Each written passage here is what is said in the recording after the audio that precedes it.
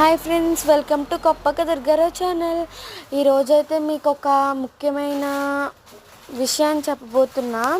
మేము 2023లో కామర్గోట అంటే ఎగ్జిబిషన్లా పెట్టారు తిరునాలు. అక్కడికి వెళ్ళినప్పుడు పల్సర్ బైక్ ఝాన్సీ గారు వచ్చారు. అక్కడైతే చాలామంది డ్యాన్సెస్ సాంగ్స్ కూడా పాడారు. అది నేను అప్లోడ్ చేయట్లేదు.